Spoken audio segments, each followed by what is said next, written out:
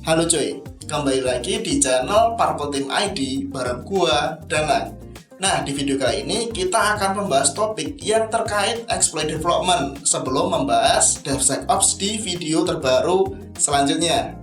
Yang berbeda kali ini, gua akan share ke kalian bagaimana celah di kernel bisa dieksploitasi untuk mendapatkan privilege yang lebih tinggi, atau sebutan kerennya kernel exploit development. Bobot konten ini sebenarnya bukan untuk pemula, tapi semoga aja penyampaian gua bisa teman-teman dapat meski pemula sekalipun.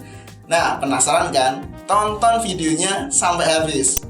Oh iya, jangan lupa untuk subscribe channel ini dan bunyikan loncengnya agar kalian tidak ketinggalan video-video terbaru selanjutnya.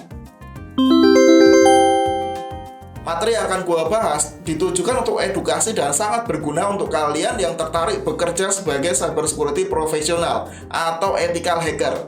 Melakukan hacking tanpa izin adalah ilegal, jadi jangan gunakan ilmu ini untuk tindakan kejahatan. Belajarlah beretika dari sekarang. Ngomongin kernel, apa sih kernel itu? Nah, menurut pendapat gua ya, kernel ini sejenis perangkat lunak yang bridging antara software ke hardware. Kernel juga punya tugas untuk mengalokasikan dan memanajemen resource seperti RAM, hard disk, CPU, dan lain sebagainya. Setiap jenis operating system umumnya memiliki kernel. Nah, kernel ini ada beberapa jenis yang paling dikenal seperti microkernel, monolithic kernel, hybrid kernel, exokernel, dan nanokernel. Di sesi ini, kita akan fokus membahas monolithic kernel. Soalnya, monolithic kernel itu ada di operating system Linux dan operating system Windows. Nah, hubungan dengan security, sebenarnya kita perlu nih kenalan dengan konsep yang namanya protection ring. Apa itu protection ring? Kalian yang familiar dengan operating system Linux maupun operating system Windows pasti familiar dengan fitur multi-user di mana satu laptop atau PC bisa memiliki banyak user. Nah, fitur tersebut merupakan bagian dari protection ring yang mana mampu membatasi dan memisahkan hak akses. Contoh di dunia nyata, kalian menjalankan browser, aplikasi Telegram desktop, dan lain sebagainya. Nah, itu berada di ring 3. Ring 3 juga sering disebut user space. Nah, untuk di ring 1 dan ring 2, untuk di konteks modern operating system udah nggak dipakai setahu gua. Jadi ring yang kepake lainnya yaitu ring 0 atau ring 0. Di ring 0 atau biasa dikenal kernel space, itu merupakan space yang bebas dari segala macam batasan jika dibandingkan dengan ring 3. Nah, untuk konsep privilege escalation merupakan sebuah mekanisme serangan yang memungkinkan hacker menaikkan dari akses yang paling rendah menjadi super user, atau kalau di Linux sering dikenal dengan access root. Bisa terjadi proses seperti itu, konsep sederhananya sih nggak begitu rumit. Sebagai contoh, kalian login operating system kalian dengan user milik kalian. Nah, suatu ketika kalian secara tidak sengaja menjalankan suatu malware. Nah, menurut kalian, malware ini berjalan di atas user siapa, yuk? Nah, benar, yaitu berjalan di atas user yang kalian gunakan saat itu. Karena secara tidak sengaja, kalian memberi privilege pada malware tersebut. Contoh lain, saat kalian melakukan penetration test ke suatu aplikasi web berbasis PHP dengan web server Apache 2, biasanya kalian akan mendapatkan user www.strip-data, ya kan? Itu terjadi karena kalian mengeksploitasi celah di aplikasi web yang berjalan di atas user www.strip-data. Sama halnya dengan proses privilege escalation melalui celah di kernel. Singkat cerita, kernel ini memiliki akses tanpa batas, sehingga ketika ada celah di dalam kernel dan kita bisa mengeksploitasinya, kita bisa memaksa kernel untuk memberikan akses root kepada kita. Cukup sederhana kan? Nah, bicara jenis celah di kernel, di video kali ini kita akan fokus membahas celah yang paling mudah untuk teman-teman yang masih pemula, yaitu null pointer dereference. Singkatnya, celah ini terjadi ketika kernel dereferensi pointer yang diharapkan valid tapi nyatanya berisi null, sehingga menyebabkan kernel panik dan operating system Linux kalian akan hang, bahkan bisa aja restart. Segitu aja sih teorinya. Yuk kita langsung nge-lab bareng. Jika kalian baru pertama nonton video ini, maka step yang paling pertama adalah cloning project exploit lab dengan perintah berikut. Jika kalian sudah pernah menggunakan exploit lab sejak video sebelumnya, maka cukup perbarui dengan perintah berikut. Selanjutnya, untuk menjalankan virtual machine, kalian bisa menggunakan perintah vagrant spasi up dan pastikan virtual machine sudah berjalan dengan perintah vagrant spasi status. Oh ya, bagi yang belum tahu Vagrant, singkatnya Vagrant merupakan suatu tools yang berisi konfigurasi virtual machine, sehingga kalian bisa mudah belajar dan mempraktikkan video ini tanpa banyak kendala. Dan bagaimana cara installnya? Untuk instalasi Vagrant di laptop kalian, gue saranin ikuti aja tutorial di link deskripsi. Nah, untuk mengakses exploit lab, kalian bisa menggunakan perintah vagrant spasi ssh. Nah, sebelum kalian jauh belajar tentang kernel exploit development, perlu kalian pahami bagaimana proses risetnya. Bisa dengan proses fuzzing ke modul kernel yang udah ada, tapi minusnya ya nggak ada jaminan berapa lama sampai kalian bisa nemu bugnya. Cara lain bisa dengan membuat exploit kernel dari celah-celah yang udah ditemuin di CVE. Tapi minusnya kalian harus memahami cara kerja dari function yang ngebug itu, belum lagi mikir gimana cara triggernya. Tapi sebenarnya ada sih cara lain yang jauh lebih mudah, yaitu dengan membuat kernel modul yang sengaja kita taruh celah di situ. Karena konten ini untuk teman-teman yang masih belajar cara eksploitasi kernel, jadi menurut gua ya, opsi ketiga harusnya cukup mudah sih untuk dilakuin. Di folder Hello World ini, gua siapin source code modul kernel yang isinya cuman print text doang. Jika kalian lihat di sini, kernel modul dibuat dari bahasa pemrograman C. Ada headernya yang memanggil library utama, yakni modul.h dan kernel.h. Lalu ada dua function. Function pertama adalah init_modul yang akan dipanggil ketika modul di load, dan function kedua adalah cleanup modul yang akan dipanggil ketika di unload. Cara compile kernelnya sendiri sih cukup mudah ya, karena udah gue taruh konfigurasi di makefile. Jadi cukup teman-teman ketik make all, hasilnya akan banyak file yang muncul. Tapi kernel modul biasanya berekstensi .ko. Selanjutnya, untuk load modul kernel, kita bisa menggunakan perintah sudo insmod spasi nama file kernel modul. Kemudian untuk hasil print dari modul kernel bisa kalian lihat dengan perintah dmesg. Kita juga bisa cek modul kernel yang di load tadi dengan perintah lsmod. Nah, untuk unload modul kernel cukup mudah, ketik perintah sudo rmmod spasi nama file modul kernel. Jangan lupa untuk print modul kernel dengan perintah dmesg lagi. Bisa kalian lihat muncul pesan goodbye modul kernel, yang berarti function cleanup modul udah ke-trigger. Dari video ini harusnya udah cukup bisa membuat teman-teman memahami cara membuat modul kernel. Nah, di segmen ini kita akan belajar bagaimana backdoor kernel dibuat dan bagaimana prosesnya, sehingga memungkinkan kita untuk dari user biasa menjadi akses root. Pertama, masuk dulu ke folder 02.kernel_programming. Di dalamnya terdapat dua file, backdoor_module.c dan makefile. Nah, garis besar source code kernel backdoor ini adalah membuat device baru yang berlokasi di /dev/danam. Jika kita menulis teks di /dev/danam, maka akan men-trigger function dev_write. Dan kalau teks yang kita tulis berupa teks coba-coba, maka akan memanggil sintak prepare_kernel_create dengan parameter null alias kosong dan commit_create untuk apply perubahan kredensial. Sintak tersebut memberikan akses pada shell terkini agar menjadi akses root. Nah, dari segmen ini kita belajar hal baru tentang sintak yang bisa memaksa kernel untuk memberikan akses root kepada kita, yakni prepare_kernel_create dengan argumen null dan commit_create.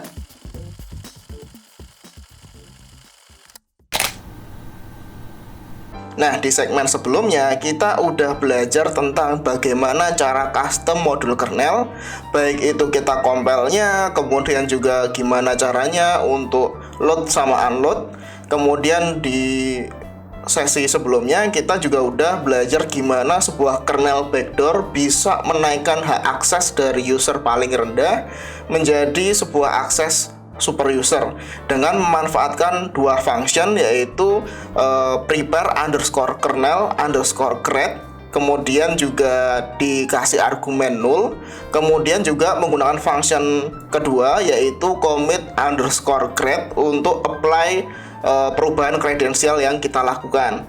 Nah, dua function itu ketika dipanggil akan memaksa si kernel untuk memberikan akses super user ke kita.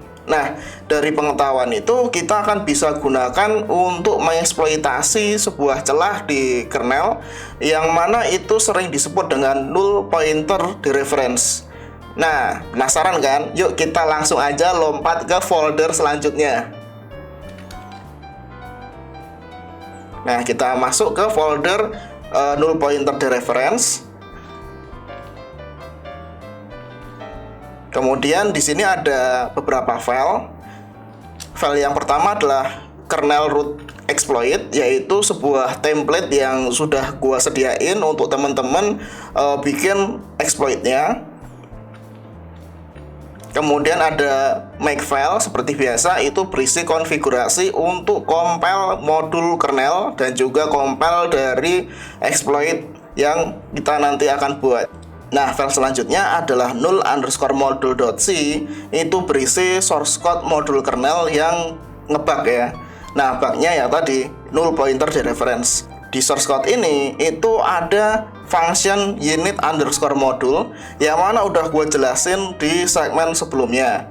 Nah, yang penting dari bagian ini adalah kita akan membuat sebuah device baru yang bernama null underscore device underscore danang, yang mana itu device tersebut itu memiliki sebuah kerentanan. Di bagian yang ini itu akan membuat sebuah device bernama null underscore device underscore danang. Kemudian di bagian ini, di bagian ini device yang sudah dibuat tadi itu sudah dibinding ke sebuah variabel bernama fops. Nah, di variabel fops sendiri itu ketika kita menulis ke sebuah device yang kita buat tadi, itu nanti akan memanggil sebuah function bernama dev underscore write.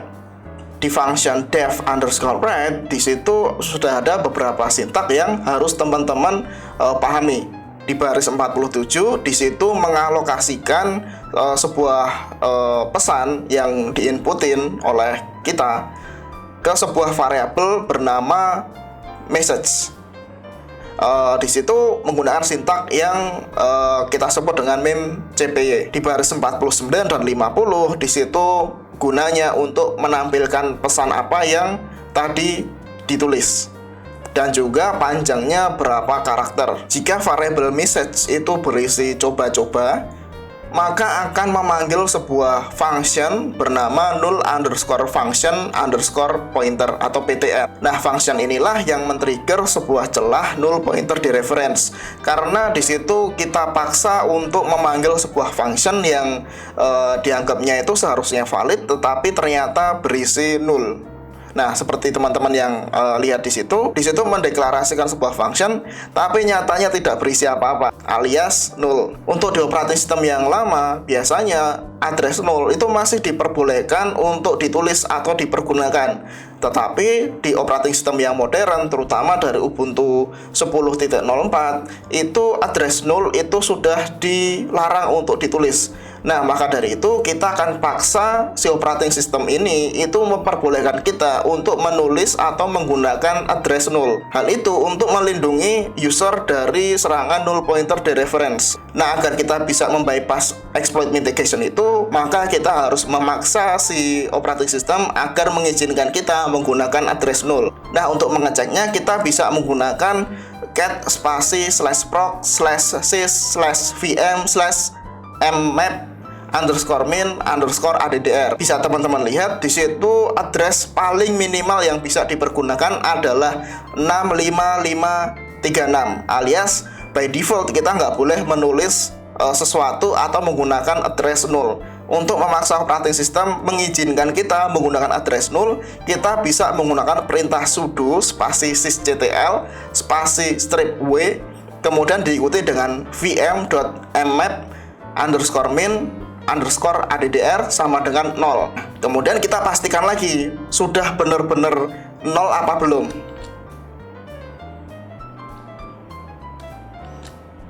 Nah, di situ sudah kelihatan kan, yang tadinya itu berisi 65536 yang itu merupakan address paling minimal yang bisa kita gunakan. Sekarang kita sudah diizinkan untuk menggunakan address null yang bisa kita manfaatkan untuk mengeksploitasi null pointer dereference. Selanjutnya kita akan mengcompile modul kernel yang bercelah null pointer dereference dengan perintah make all.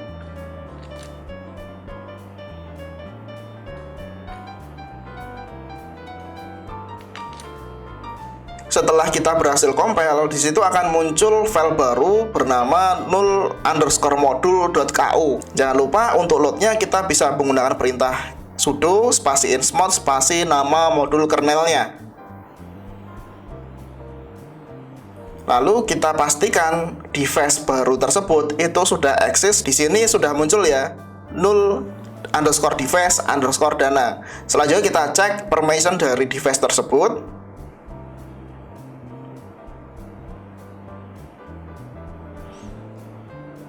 Di sini itu by default yang bisa mengakses hanya user root, sehingga kita harus ubah permissionnya agar bisa diakses oleh user kita.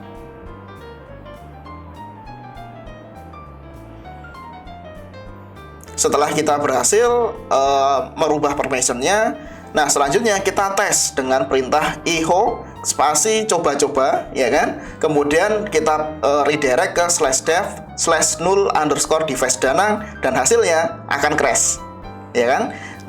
Nah itu bisa terjadi crash itu karena kita berhasil men-trigger sebuah celah yang namanya null pointer dereference. Nah di sini gua memang menyarankan menggunakan VM dibanding menggunakan operating system yang langsung di PC kalian. Alasannya kenapa? Karena kalau misalkan itu tidak menggunakan VM, ketika terjadi sebuah crash kayak gini, itu biasanya akan hang, bahkan bisa aja restart. Nah, di sini kita tinggal akses lagi dengan vagrant spasi SSH.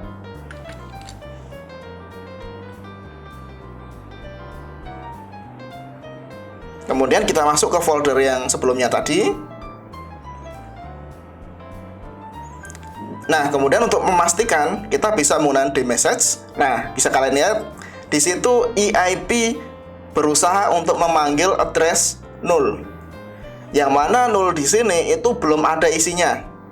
Sehingga konsep eksploitasi kita itu justru lebih mudah dibanding dengan Stack Overflow, di mana kita akan mereservasi address null, kemudian kita isi shellcode-nya, kemudian barulah kita trigger null pointer dereference. Sehingga ketika itu si EIP itu mengakses address null, di situ sudah ada shellcode kita. Sebenarnya terornya cuma sebatas itu aja. Jadi nggak begitu sulit untuk teman-teman yang masih pemula. Sebelum kita membuat exploit, kita harus mempersiapkan dulu shellcode-nya.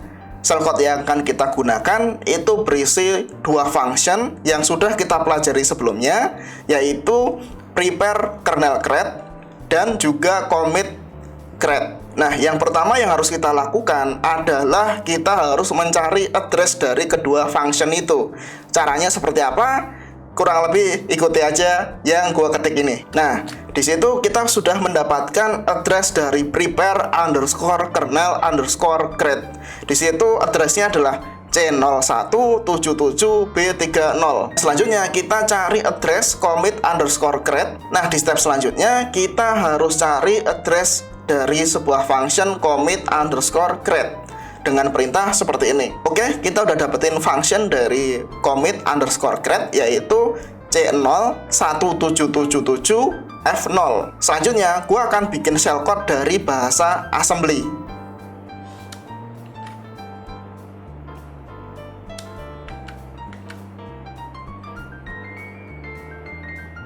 Function yang akan gua panggil ya tadi prepare_kernel_create ya dengan argumen null, kemudian diikuti dengan function commit_create.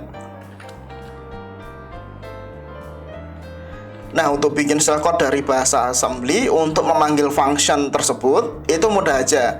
Yang pertama, kita persiapkan dulu nilai nulnya dengan menggunakan sintak assembly XOR %EA, %EA. Kemudian kita panggil address prepare underscore kernel underscore grade. Selanjutnya kita panggil address dari function commit underscore grade. Nah, untuk step yang terakhir, kita tinggal panggil aja return untuk mengeksekusi sintak selanjutnya. Kita hapus function yang tadi untuk menyisakan bahasa assembly doang. Kemudian kita save. Selanjutnya kita tinggal compile dengan perintah gcc spasi -o, kemudian shellcode, kemudian diikuti dengan file source code-nya, kemudian kita tambahkan no stdlib dan juga strip ttext. Itu sebenarnya agar si GCC tidak memasukkan library-library yang nggak penting. Nah, seperti yang teman-teman lihat di situ ada message warning, tapi nggak perlu teman-teman pikirin. Emang seperti itu emang normal. Jadi ya udah nggak usah dipikirin. Untuk dapetin opcode atau operational code dalam bentuk hexadesimal, kita bisa menggunakan perintah object dump diikuti dengan strip d, kemudian juga nama binary filenya. Nah, di sini shellcode-nya ada di bagian yang di tengah-tengah. SOR %EAC, %EAC itu ketika di compile menjadi hexadesimal 31 spasi C0. Kemudian untuk call, kemudian diikuti dengan address prepare kernel grade, ketika menjadi opcode itu berisi E829-7B17C0. Dan untuk call spasi commit underscore grade, di situ opcode-nya menjadi E8E47717C0, dan untuk sintak return itu menjadi C3. Nah, hexadesimal ini kita akan copy ke exploit yang nanti kita buat. Nah, pasti teman-teman udah mengcopy opcode itu agar nanti bisa ditempel di source code exploit kita. Nah, kalau udah di copy, teman-teman tinggal edit aja kernel underscore root underscore exploit.c. Di situ sudah gue siapin format template dari exploit yang nanti kita buat. Oke, kita masukkan shellcode-nya ke variabel shellcode. Pertama, kita masukin dulu baris pertama yang untuk membuat null. Jangan lupa untuk dikasih \x sebagai penanda bahwa itu hexadesimal dan akan didekode secara otomatis. Nah, seperti ini caranya. Kemudian kita paste lagi baris yang kedua dari opcode yang tadi. Seperti biasa, kita tambahkan \x.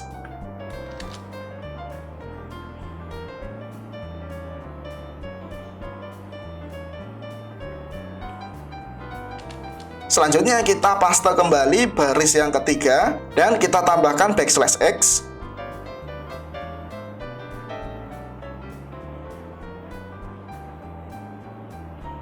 Nah, step yang terakhir kita masukkan opcode dari return di bagian ini.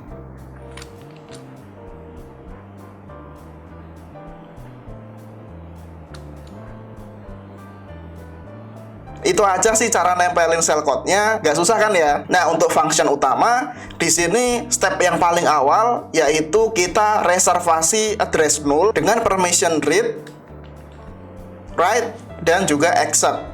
Kemudian jangan lupa untuk kita copy shellcode-nya ke address null dengan sintak memcpy, dan step terakhir kita hanya perlu trigger null pointer dereference, yaitu di bagian ini. Gimana? Nggak susah kan? Nah, step yang terakhir kita tinggal compile source code exploit ini dan tinggal panggil aja. Untuk compile-nya kita bisa menggunakan perintah gcc spasi nama source code-nya diikuti dengan nama binary-nya. Kita pastiin dengan ketik perintah ls. Di situ udah terbuat binary exploit-nya. Tinggal kita panggil aja. Sebelum manggil, kita pastiin dulu ID kita itu masih Vagrant, UID-nya masih 1000 ya, dan GID-nya masih 1000 juga. Kemudian gue ketik whoami. Di situ masih menggunakan user Vagrant. Dan apa yang terjadi kalau gue jalanin exploit-nya? Yuk kita coba tes. titik garis miring exploit dan wow dapat pagar ya. Ketika gua ketik ID, di situ ID-nya udah jadi root dengan UID itu 0 dan GID udah jadi 0. Kita ketik who am I, hasilnya adalah root. Nah, kita udah berhasil nih mengeksploitasi celah null pointer di reference dan membuat kita dari user biasa menjadi user root dengan menggunakan shellcode yang tadi kita buat. Nah, gitu aja. Kalau kalian masih bingung dan ada pertanyaan, tulis aja nih di kolom komentar. Kesimpulan dari video ini sebenarnya banyak sudut pandang yang bisa kalian dapetin. Kalau kalian berprofesi sebagai pentester, di sini kalian diperkenalkan metode kernel exploit development untuk pemula. Kalau kalian berprofesi sebagai security engineer, harusnya bisa bikin kalian lebih memperhatikan bahwa sebisa mungkin memberikan akses sesuai kebutuhan. Jangan dikasih akses yang berlebihan. Dikasih limit aja bisa di-bypass. Gimana kalau enggak? Semoga materi ini bisa membuat kalian semangat belajar cybersecurity. Kalau kalian suka dengan video ini, jangan lupa untuk like, comment, dan share video ini. Sampai jumpa!